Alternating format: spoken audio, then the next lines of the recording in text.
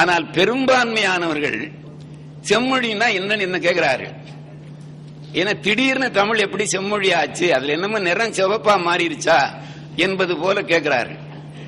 அவர்களுக்கு நாம் இந்த பயன்பாட்டு ஆய்வுகளாக இந்த ஆய்வுகள் மாறி நம்முடைய தொல்காப்பியம் தொட்டு அவற்றை எளிமைப்படுத்தி உலகெங்கும் இருக்கின்ற ஏனென்றால் அந்த ஒரு செய்தியைத்தான் அழுத்தமாக திரும்ப சொல்ல விரும்புகிறேன். அவர்கள் பெற்றோர்களாக இருக்கிற அவர்களுக்கு இருக்கிற அந்த ஆர்வத்தில் அவர்களுக்கு இந்த உண்மைகளை நாம் உணர்த்தினால்தான் உலகெங்கும் இருக்கிற தமிழகத்திலும் தான், தமிழகத்தில் இருக்கிற தமிழாசிரியர்களுக்கும் தான், பல பல்கலைக்கழகத்திலும் கல்லூரிகளிலும் இருக்கின்ற தமிழ் புலவர்கள் தமிழ் ஆசிரியர்களுக்கும் தான் இந்த இலக்கிய செல் நெறிகள் என்று சொல்லப்படுகிற இந்த ஆய்வு நெறிகளை அந்த தான் சங்க இலக்கியம் சார்ந்த பழமையிலிருந்து இன்றைக்கு வரைக்கும் வருகிற தொடர்ச்சியை அறிவுறுத்தினால் அதற்கு ஏற்ற தலைப்புகளை கொடுத்தால் ஒருவேளை இந்த பரம்பரைக்கு அடுத்த மூன்றாவது பரம்பரை வருகிற பொழுது அந்த குழந்தைகள் தமிழை படிக்கும். இல்லை என்றால் ஒரே ஒரு செய்தி, இன்றைக்கு இருக்கின்ற இரண்டாவது பரம்பரையாக இருக்கிற மக்களுக்கு அரைகுறையாக தமிழறிவு இருக்கிறது. உலக நாடுகள் அனைத்தும் ஜே நீதிவாணன் எழுதிய ஐ சுப்பிரமணியம் அவர்கள் வழிகாட்டுதலின் பேரில் ஜே நீதிவாணன் எழுதிய ஒரு நூலை நீங்கள் வாங்கி படிக்க வேண்டும், அதை தமிழில் மொழிபெயர்க்க வேண்டும். அவர் 22 நாடுகளுக்கு நம்முடைய ஐ சுப்பிரமணியம் அவர்கள் நிதி ஆதாரம் கொடுத்து அனுப்பி எவ்வாறு 22 நாடுகளிலும் தமிழ் வழங்குகிறது என்பதை பற்றி எழுதியதை படித்தால் கண்ணீர் வரும். ஏனென்றால் பெருமையாக மேடை ஏறி 22 நாடுகளில் எங்கள் மொழி வழங்குகிறது என்று சொல்லுகிற பொழுது அவர் எழுதியிருக்கிறார். சில நாடுகளில் தன்னை தமிழன் என்று சொல்லிக் கொள்ள கூட பலர் வெட்கப்படுகிறார்கள். அந்த நிலைமை உருவாகி வருகிறது. இதை நான் மிக நீட்ட விரும்பவில்லை. அந்த நூலை தமிழாக்கம் செய்து அனைவருக்கும் கொடுக்க வேண்டும் என்ற கருத்து எனக்கு இருக்கிறது என்று சொல்லி, ஆக தமிழ் ஆய்வினுடைய செல்நெறிகள் பழங்காலத்தில் இருந்த பொழுது கடுமையாக உழைக்க வேண்டும் என்று ஆங்கிலத்தில் எழுதுகிற பொழுது இருந்தது. அது எழுத வேண்டும் என்ற அந்த ஊக்கத்தை ஆங்கிலத்தினுடைய பெருமை என்று நான் சொல்லவில்லை.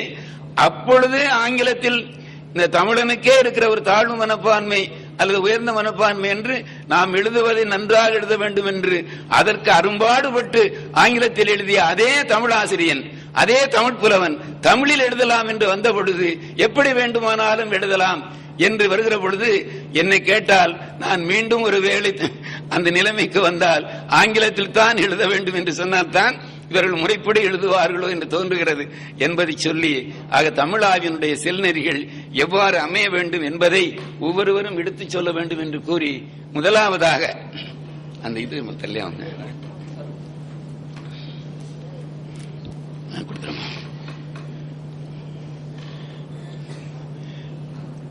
இந்த கலந்துரையாடுவதில் நான் நினைக்கின்றேன் நமக்கு 1.5 மணி நேரம்தான் மிகவும் கட்டுப்பாடான ஒரு மணி வரையறையோடு இந்த நிகழ்வுகள் அனைத்தும் எல்லா அரங்குகளிலும் நடைபெறுகின்றன. 10 மணித்துளிகள் 15 மணித்துளிக்கு கூடலாமா? 10 to 15 மணித்துளிகள் இங்கு அரங்கில் அமர்ந்திருக்கின்ற பேராசிரியர் பெருமக்கள் பேசவும், ஒரு பேராசிரியர் பேசியதுமே ஒரு 5 மணித்துளிகள் அல்லது 10 மணித்துளிகள் நீங்கள் இங்கு வந்து பேச வேண்டுமா, அங்கிருந்து என்னன்னா இது பதிவு செய்ய வேண்டும் என்று சொல்கிறார்கள். ஆகையினால் இங்கு வந்து கருத்து சொல்லவும் அந்த 1.5 மணி நேரத்தையும் பயனுடையதாக ஆக்குவோம் என்று கூறி, முதலில் பெருந்தகை ஏஜி மேனன் அவர்களை, மேலானவன் மேனோன் மேனன் அவர்களை, 3 தம்பிமாரன் ஒரு பெரிய அண்ணரும் வீட்டு இருக்கின்ற இந்த அவையின் நடுவே எனக்கும் ஓர் இடம் தந்தமைக்கு மிக்க நன்றி. பெருமையுடனும் நன்றியுடனும் அதை ஏற்றுக்கொள்கிறேன். திரு முருகரத்னம் அவர்கள் என்னை பற்றி நானே சில முகவுரைகளாக சில செய்திகளை கூற வேண்டும் என்று கூறுகிறார். ஆனால் என்னை பற்றி நானே இதுவரை ஒன்றும் கூறியதில்லை. அதனால் என்னுடைய தம்பி முருகரத்னம் அவர்களையே அழைத்து என்னை பற்றி சில குறைகளையோ அல்லது நல்லவைகளையோ சொல்ல மிக தாழ்மையோடு கேட்டுக்கொள்கிறேன்.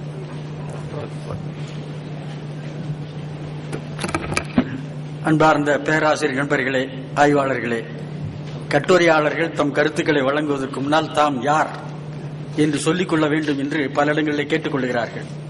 இந்த கருத்தரங்கில் ஒரு குறை என்ன என்று கேட்டால், முதலாக இங்கே பங்கு பெறும்படியான ஆய்வாளர்கள் யார், அவர்கள் முகவரி என்ன, அவர்கள் தகுதி என்ன என்ற பட்டியல் கொடுக்கப்பட வேண்டும். இதற்கு முன்னால் கொடுத்திருக்கிறார்கள் முந்தைய மாநாடுகளில். இப்போது யார் யார் என்று தெரிந்து கொள்ளாமலேயே கருத்தரங்கில் ஓடிக்கொண்டிருக்கின்றன. நண்பர்கள் மட்டும் கலந்து பேசிக் கொண்டிருக்கிறார்கள். ஆகவேதான் நீங்கள் யார் என்று உங்களை நீங்களே அறிமுகம் செய்து கொண்டு கட்டுரையை வாசியுங்கள் என்று சொல்லிக் கொண்டிருக்கிறார்கள். அதற்கு ஏதோ கூச்சப்படுகிறார் இங்கே மேனன் அவர்கள். மேனன் அவர்கள் திருவாங்கூர் பல்கலைக்கழகத்திலே கம்பராமாயணத்தை பற்றி முதலாக ஆராய்ச்சி செய்து அந்த கம்பராமாயணத்துடைய அனைத்து சொற்களையும் அகராதியாக தொகுத்து வைத்திருக்கிறார்கள். அது இன்னும் வெளிவரவில்லை. ஆனால் அது கம்பனுடைய இலக்கியம், அது தோன்றிய காலம், அந்த காலத்து மொழி ஆகியவற்றை ஆராய்வதற்கு மிகவும் துணையாக இருக்கும். அதற்கு பின்னால் அவர் PhD முடித்துவிட்டு தமிழகத்தில் என்னவோ தெரியவில்லை, அவருக்கு பிடிக்கவில்லையோ அல்லது தமிழகம் அவருக்கு பிடிக்கவில்லையோ, ஏற்றுக்கொள்ளவில்லை என்று தெரியவில்லை. அவர் மேலை நாடு ஐரோப்பாவுக்கு சென்று விட்டார். ஜெர்மனியிலே அங்கு ஆராய்ச்சியாளராக விளங்கி தமிழை கற்பித்துக் கொண்டு இன்னும் பெரிய ஆராய்ச்சியாளர் இருந்து கொண்டு இன்னும் அங்கேயே தங்கிவிட்டார் என்று தெரிகிறது. ஆகவே அங்கே இருந்து தமிழை அறிமுகப்படுத்திக் கொண்டும் தமிழ் ஆராய்ச்சியினை செய்து கொண்டும் இருக்கும்படியான ஒரு பெரிய பேராசிரியர் என்ற கருத்தினை உங்களுக்கு சொல்லி அவர் கருத்துக்கள் நம் கருத்தில் கொள்ளத்தக்கவை என்பதை நினைவில் கொள்ளுமாறு கேட்டுக்கொண்டு இப்போது எனக்கு இந்த வாய்ப்பினை எழுத்தமைக்காக அவருக்கு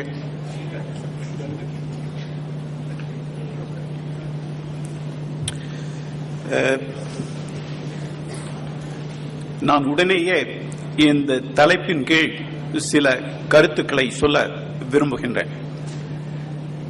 தமிழர் அவர்கள் தமிழ் ஆய்வை பற்றி சில நல்ல அறிவுரைகளை கூறினார். சங்க இலக்கியங்களோ அல்லது பிற்கால இலக்கியங்களோ அறியாத இந்த தலைமுறையைச் சேர்ந்த சிலருக்கு அவர் கூறிய அறிவுரைகள் மிக மிக பயன்படும். நான் கூறப்போவதும் ஏறக்குறைய அதே நெறியில் உள்ள சில கருத்துக்கள் தான். தமிழ் ஆராய்ச்சி ஏறக்குறைய தமிழ் ஆராய்ச்சியை ஏறக்குறைய நான்கு வகைகளாக பிரிக்கலாம்.